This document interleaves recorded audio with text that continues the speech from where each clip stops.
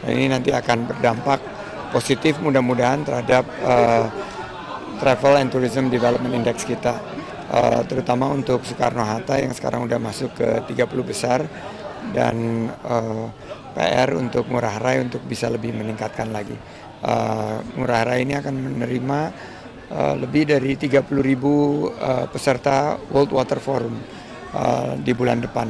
Kita harus pastikan bahwa pelayanannya berkelas dunia, berkelas internasional. Pertama, Bali ini kembali lagi menjadi destinasi yang paling diminati oleh para wisatawan, dan ini perlu kita syukuri. Nah, yang kemarin kita bahas di PBB adalah bagaimana menangani lonjakan wisatawan itu. Karena sebetulnya kalau Bali sebagai pulau ini belum over tourism, tapi Bali Selatan karena semua terpusat hanya di lokasi Nusa Dua dan Bali Selatan, ini memang terlihat peningkatan beban yang cukup signifikan. Nah, nanti ke depan tentunya kita harus pastikan bahwa kunjungan wisatawan ke Bali ini harus lebih terdistribusi ke Bali Barat, Bali Utara, dan Bali Timur, sehingga bebannya itu nggak hanya di Bali Selatan. Saya melihat bahwa peluang itu ada dengan pendekatan ekoturism, dengan pariwisata yang lebih berkualitas dan berkelanjutan. Berarti memang pusatnya di Badung dan di Denpasar aja ya, Mas? Hanya di Badung dan Denpasar, dan ini PR besar sih untuk kita bisa membangun komunikasi, sosialisasi agar wilayah lain di Bali yang sangat indah ini juga dikunjungi oleh wisatawan baik mancanegara maupun Nusantara. Strateginya seperti apa sih, Mas, supaya infrastrukturnya, aksesibilitasnya.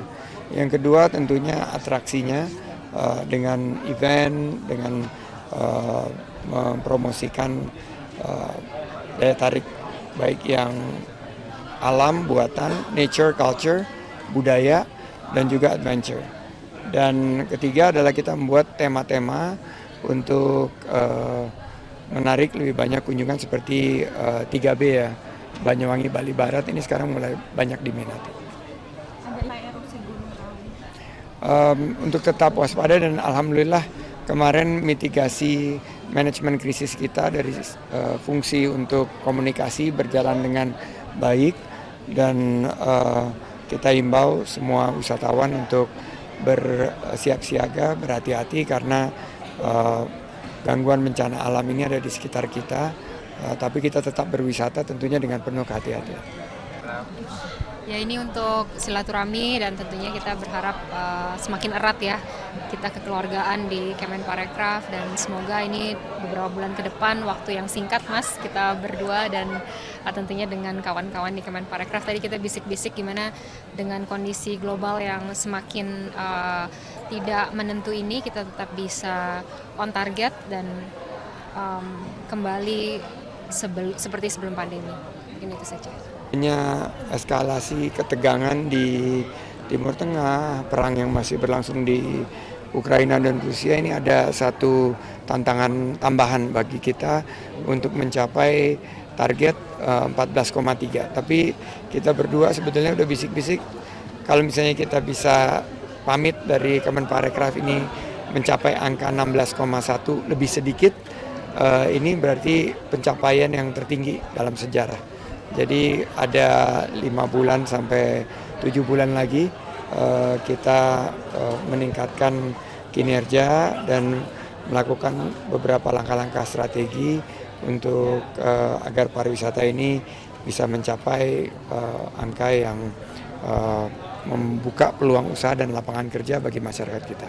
Mungkin seberapa orangnya gitu kan? Mau men? Sebenarnya kalau bicara target itu masih belum angka itu gitu ya, tapi kita akan upayakan yang terbaik. Mas, Optimis. Seberapa berpengaruh sih, Mas? Sekitar 35 menit sebelum acara ini, secara official Israel menyerang Iran, dan ini eskalasi yang sangat kita khawatirkan karena ini nanti berpotensi untuk memanasnya suasana di Timur Tengah. Apalagi jalur penerbangan ini melewati posisi geografis yang sedang berkonflik. Jadi kita harapkan semua pihak bisa melakukan deeskalasi dan harapannya terbuka dialog untuk mencapai perdamaian. Karena pariwisata ini adalah sebuah insepsi untuk sisi-sisi terbaik dari kemanusiaan, bahwa perdamaian di muka bumi ini merupakan prasyarat dari pariwisata yang bisa berkualitas dan berkelanjutan.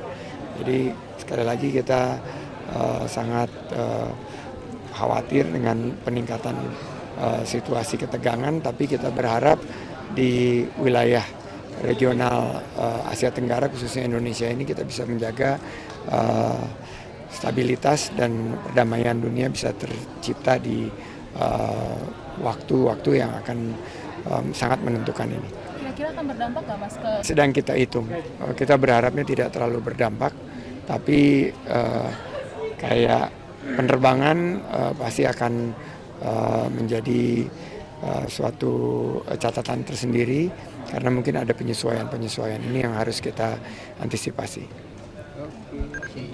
Saya dan Mbak Wamen, Mbak Angela Tanusudibyo, terima kasih Mbak Wamen telah hadir. Ingin mengucapkan minal aizin wal faizin. Mohon maaf lahir dan batin. Taqabbalallahu minna wa minkum. Taqabbalallahu ya karim. Saya dan Mbak Wamen sangat berbahagia karena bersyukur kehadirat Allah Subhanahu wa taala. Ini adalah halal bihalal yang pertama yang bisa kita lakukan dalam kapasitas ruangan yang cukup terisi seperti ini karena tahun lalu kita masih menghadapi pandemi. Jadi sekaligus juga saya dan Mbak Wamen mungkin ini bisa jadi menjadi halal bihalal terakhir yang kami kunjungi atau kami hadir sebagai Menparekraf dan Wamen Parekraf, tapi tentunya ini tidak menghilangkan wujud kebersamaan dan silaturahmi kita. Karena di sini judulnya, temanya sucikan hati, kuatkan silaturahmi untuk tingkatkan prestasi.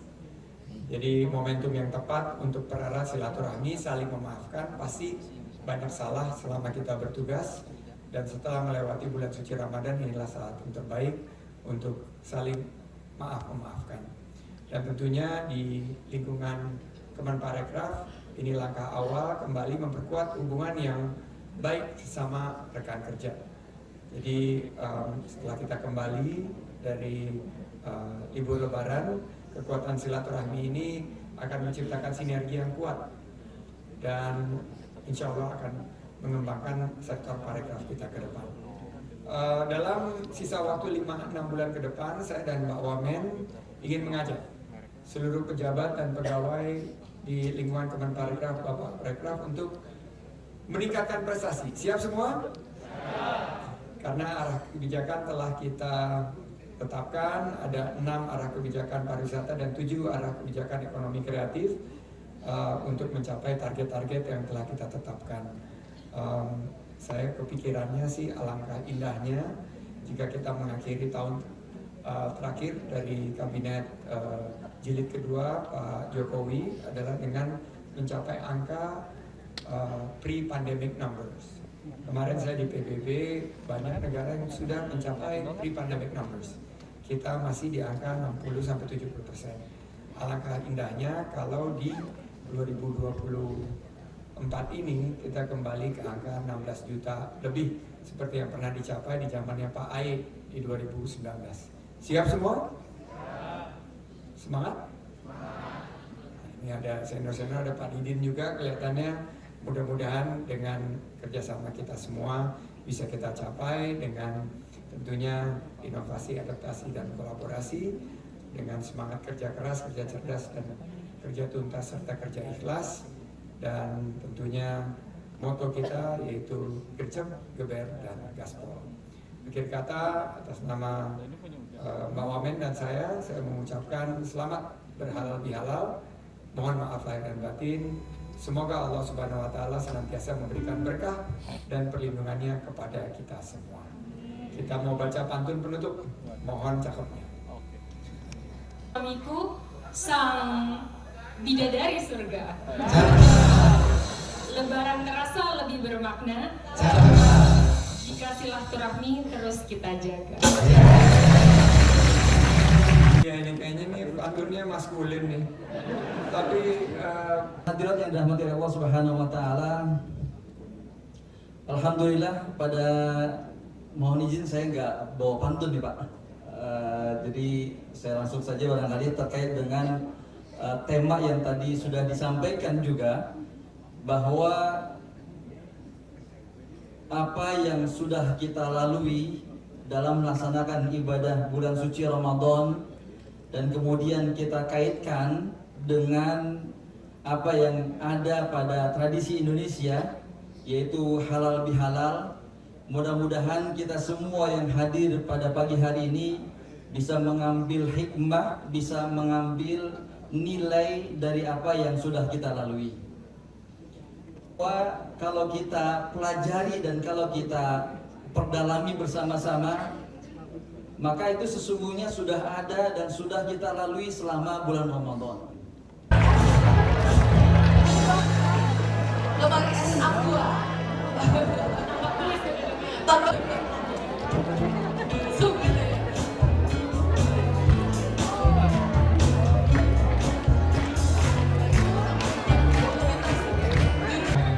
Jajarannya. Baik, kami mohon dengan hormat nantinya Bapak Ibu untuk berkenan arah mata dengan seluruh pimpinan di Kementerian Pariwisata Ekonomi